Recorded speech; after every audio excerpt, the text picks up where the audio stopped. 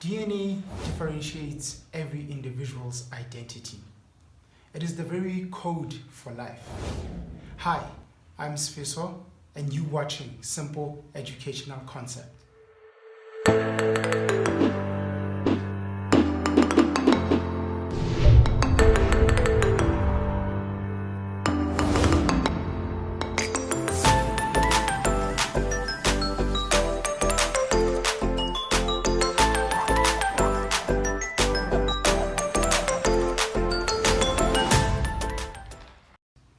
The chapter for today is Nucleic Acid from Life Science, Grade 12, KEP's curriculum statement.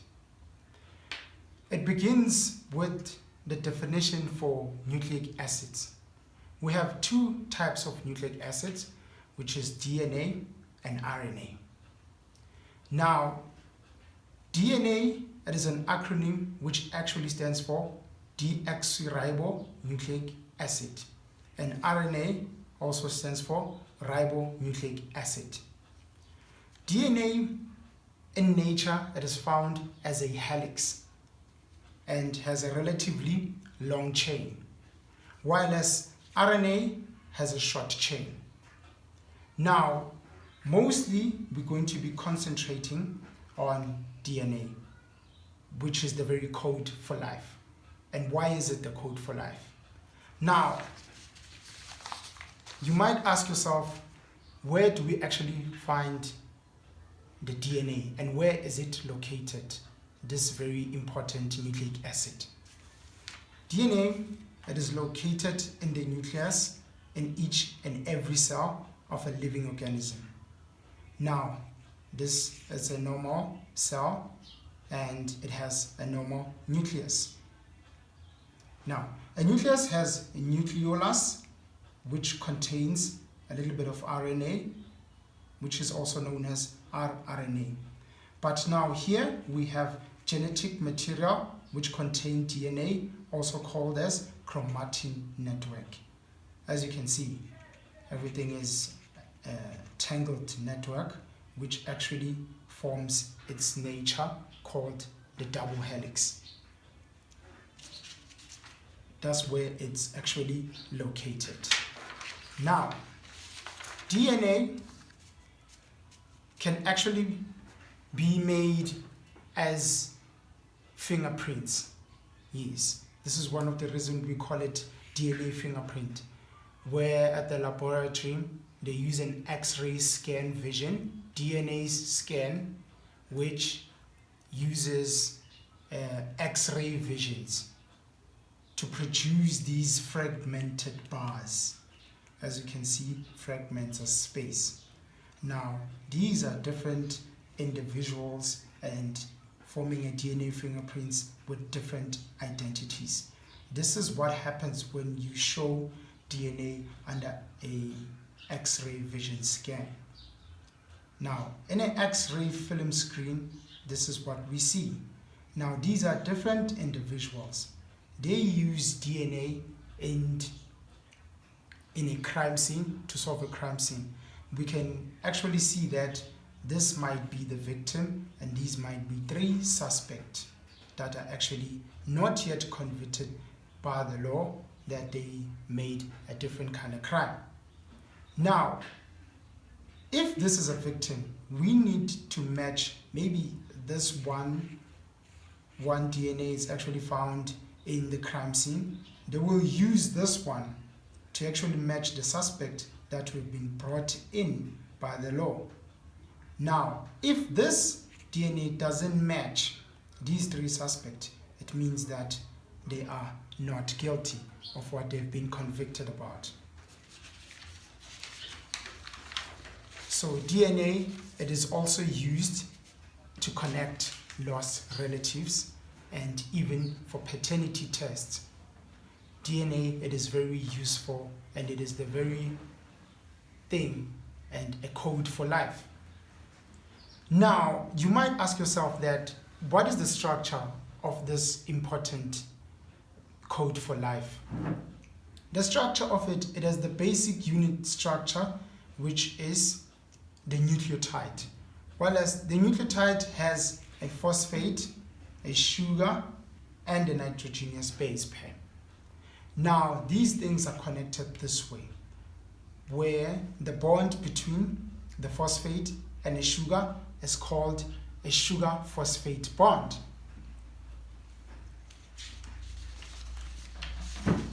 We go to the structure of DNA.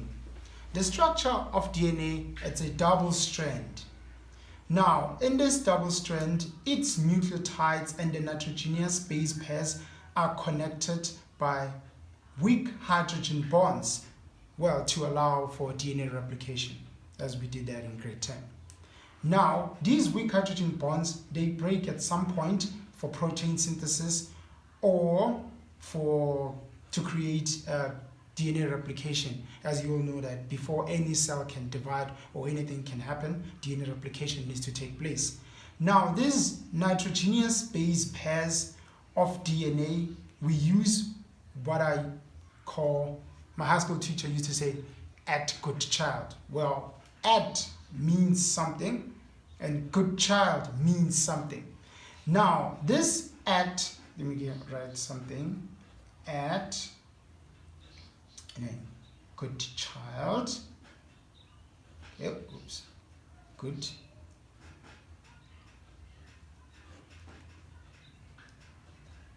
child. Now we have this acronym here and this acronym here. As you can see, A is for adenine, T is for, here we go, thymine, G is for guanine, C is for cytosine. Some other schools like to call it cytosine, guanine, whatever you call it. As long as the spelling is right, even if your spelling is not right, well, you are not going to be penalized for that. This is not English. Okay. Now, adenine always pairs with thymine. As we said, at adenine pairs up with thymine, and good child, guanine pairs up with cytosine, or guanine pairs up with cytosine. Now, adenine pairs up with thymine pairs up with adenine, guanine pairs up with cytosine, and cytosine pairs up with what? With guanine, yes. And these nitrogenous base pairs, they are actually connected by weak hydrogen bonds to allow DNA replication and also protein synthesis. Now, the phosphate group here is just a phosphate, but the sugar for DNA, it is called deoxyribose sugar. Why is it called deoxyribose sugar? Because it's from DNA.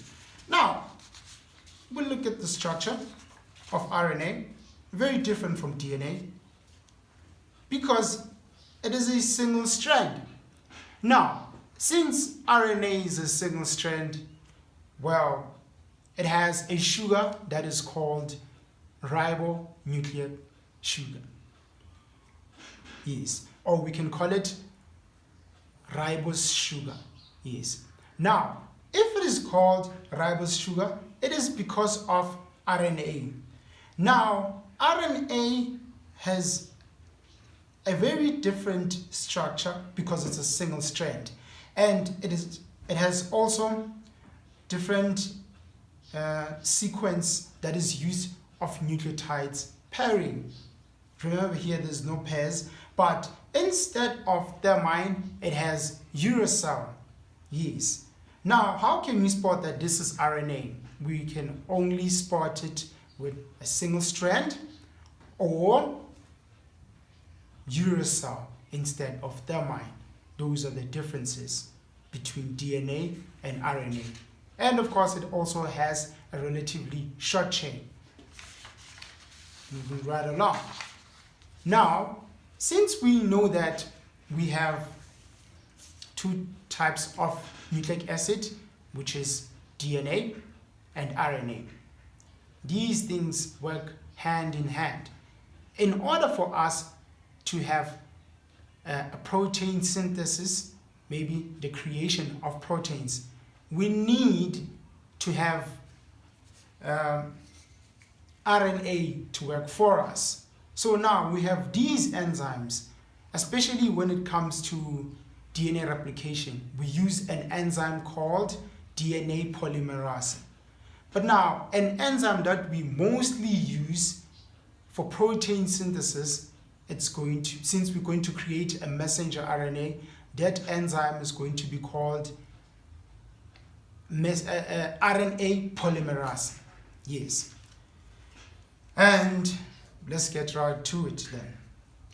In this diagram that we have here, this diagram has what we call a nucleus. So this whole thing here that is shown, it's a cell. So this is a cell membrane. Cell membrane. And inside the cell membrane we have a nucleus. So you can see here we have genetic material. There's a double helix there. So this is DNA. So the very first stage is that DNA unwinds and untangles itself and forms a ladder-like structure. Okay. And then after that, after it forms a ladder-like structure, the weak hydrogen bonds break and one template is used to form messenger RNA using the free nucleotides that are actually found where? In the cytoplasm. Okay, not exactly in the cytoplasm, but also the cytoplasm has free nucleotides hanging. Where exactly? In the nucleoplasm. So the first stage, DNA unwinds. Second stage, it forms a ladder-like structure.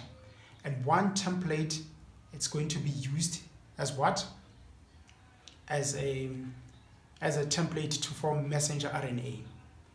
And then after forming messenger RNA using the free nucleotides in the nucleoplasm, the messenger RNA will detach itself and move outside the nucleus via the nucleopause, yes, to the cytoplasm, and then it's going to attach itself in the ribosomes. That's when transcription stage is going to end. Now, in protein synthesis, we only have two stages, which the first one is transcription, and the second one, it's going to be translation. Now, in transcription is where DNA makes a copy of messenger RNA. But that messenger RNA is going to take information and the code from DNA. This is one of the reasons they say DNA, it's a code for life. Now, since messenger RNA, it's being created from DNA using the code for what? For DNA. Now, who is going to be responsible guiding this, making sure there's no mistake, even though nothing is perfect? But somebody has to guard this. Okay, somebody has to guard this. It's what we call RNA polymerase.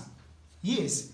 Now, RNA polymerase is going to make sure that our protein synthesis takes place as perfectly as fine. Somebody has to be held responsible. Okay, isn't it ironic me saying that it's somebody, while as you are somebody? Okay. Now, messenger RNA is going to move out of the nucleopause and then gets to be attached where? In the ribosomes. And then after that, we introduce a different kind of RNA, which is what? Transfer RNA. Where is it located? In the cytoplasm. Now, the transfer RNA, it has the triplets of RNA, and the first triplets of messenger RNA are called the codon, which are going to be matched by the anticodons of the triplets of tRNA. Now, why is this matching so important? Let's look into a diagram. Now, it is important for them to match because these tRNA have what we call amino acid. You still remember that we're doing protein synthesis here. Synthesis means making, so we are creating proteins. Now, what are the building blocks of proteins? The building blocks of proteins are amino acids. This is one of the reasons this tRNA contains amino acids. And these amino acids, when they bond via hydrolysis. And hydrolysis, it means that as they bond, water is going to be released. Yes.